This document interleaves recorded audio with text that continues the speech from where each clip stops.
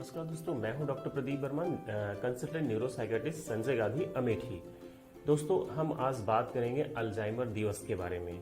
दोस्तों, क्या होती है अल्जाइमर डिजीज, इसके प्रमुख लक्षण क्या हैं, अगर ये बीमारी किसी को हो गई है तो उसके घर वाले उसका या जो केयर कर रहा है उसको क्या करना चाहिए और क्यों मनाया जाता है अल्जाइमर दिवस। तो दोस्तों, ये सितंबर का महीना चल रहा है, तो इस महीने में 21 सितंबर को अल्जाइमर दिवस मनाया जाता है।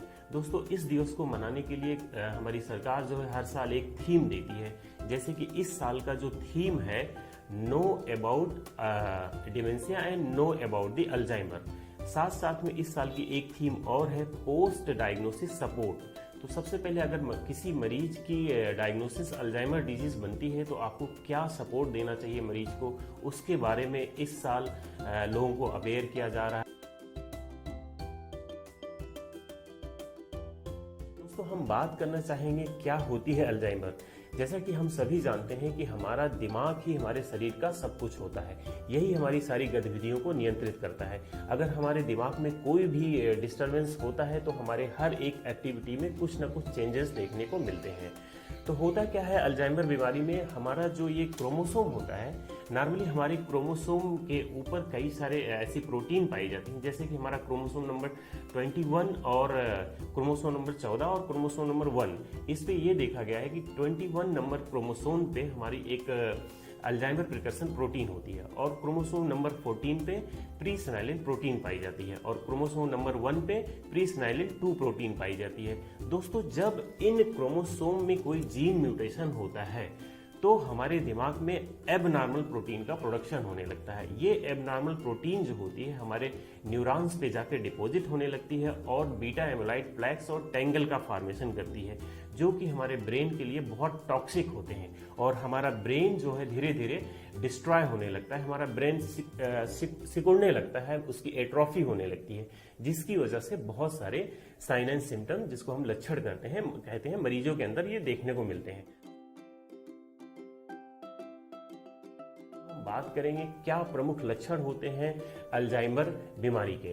तो दोस्तों, जो अल्जाइमर बीमारी है उसमें ये देखा गया है, सबसे पहले मरीज जो होता है अपनी रिसेंट की जो एक्टिविटीज होती हैं, जो रिसेंट डेली लिविंग की जो थिंग्स होती हैं उनको भूलने लगता है, अपना रिसेंट कन्वर्सेशन भूलने लगता है। बहुत सीवियर केसेस में ये देखा गया है कि बहुत ज़्यादा उसको मेमोरी प्रॉब्लम होने लगती है।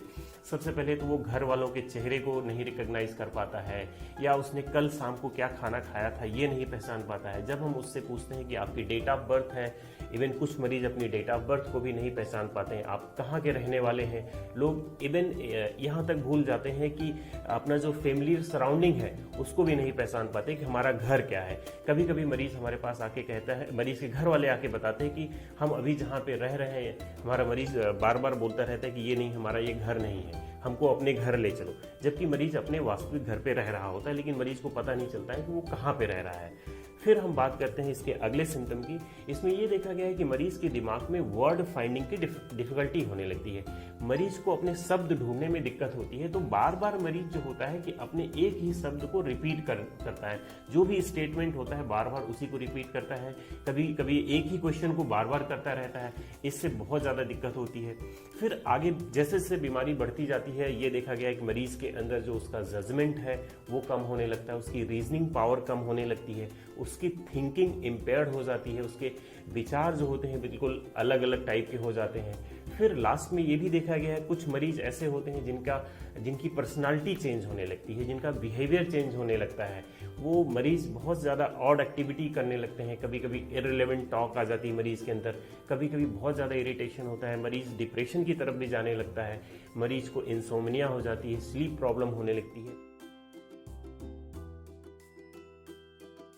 अल्जाइमर दिवस क्यों मनाया जाता है, इसकी शुरुआत कैसे हुई थी। तो दोस्तों, एक जर्मन साइकियाट्रिस्ट थे एलोइस अल्जाइमर, इस बीमारी का नाम उन्हीं के ऊपर पड़ा है, अल्जाइमर डिजीज। उन्होंने सबसे पहले इस बीमारी को, एक जर्मन महिला थी, 50 ईयर ओल्ड महिला थी, उसके अंदर इस टाइप के सिम्टम उनको मिले थे। उन्हीं की एनिवर्सरी के ऊपर हम अल्जाइमर दिवस को मनाते हैं। अल्जाइमर दिवस को मनाने का मुख्य पर्पज एक ये भी है कि लोगों में अल्जाइमर बीमारी के प्रति अवेयरनेस क्रिएट करना है, लोगों को जो इस बीमारी का कॉमन सिम्टम है वो पता चल सके, जो मरीज को रिस्क हो सकता है इस बीमारी से वो पता चल सके। तो मेन मोटो यही होता है अल्जाइमर दिवस मनाने का। इस टाइप के मरीजों को बहुत ज़्यादा देखभाल की ज़रूरत होती है, क्योंकि ये मरीज सारे मरीजों से अलग होते हैं। इनका दिमाग नहीं काम करता है, ये चीज़ों को भूल जाते हैं। तो सबसे पहले हमको इनका एक रूटीन केयर प्लान बनाना होता है। उस प्लान के तहत ही हमको इनकी सेवाएं देनी होती है। इनको सुबह उठाना होता है, ब्रश करना होता है, फिर इनको ब्रेकफास्ट देनी होती है, और जो दवाएं हैं, जो डॉक्टर ने दवाएं इनके लिए बताई हैं, वो दवाएं देनी पड़ती है समय समय पे। फिर हमको इनके लिए अलग से एक्टिविटीज़ भी करनी होती है, जैसे कि ये एक्सरसाइज नहीं कर सकते हैं, हमको इनको एक्सरसाइज के लिए एनकरेज करना होता है, इनको वॉकिंग करानी होती है, और भी बहुत सारी ऐसी चीज़ें हैं जैसे कि मरीज को बोलने में डिफ़िकल्टी होती है, वर्ड फाइंडिंग डिफ़िकल्टी होती है, तो हमको बताना होता है। हमको जो पेशेंट का केयर गिवर होता है उसको हमेशा ये बताना पड़ता है कि आप मरीज से एक बार में एक चीज़ पे बात कीजिए, सॉफ्ट इफ स्पोकन वर्ड में बात कीजिए, सिंपल शब्द में बात कीजिए। उसको कभी कभी नहीं समझ में आता है, उसको सांकेतिक भाषा में भी बात करना पड़ता है, क्योंकि मरीज की समझ बहुत कम हो जाती है और मरीज धीरे धीरे मरीज अपना सेल्फ स्टीम खोने लगता है। तो हमको इसके ऊपर भी काम करना पड़ता है कि उसकी सेल्फ स्टीम ना गिरे। और मरीज का सबसे ज़्यादा ध्यान देना होता है एक्सीडेंट के प्रति। ऐसे मरीज जो होते हैं एक्सीडेंट के लिए बहुत प्रोन होते हैं, उनके लिए एक सेफ इन्वायरमेंट क्रिएट करना पड़ता है। तो ये सारी चीज़ें होती हैं जो मरीज का जो केयर गिवर है उसको करना चाहिए।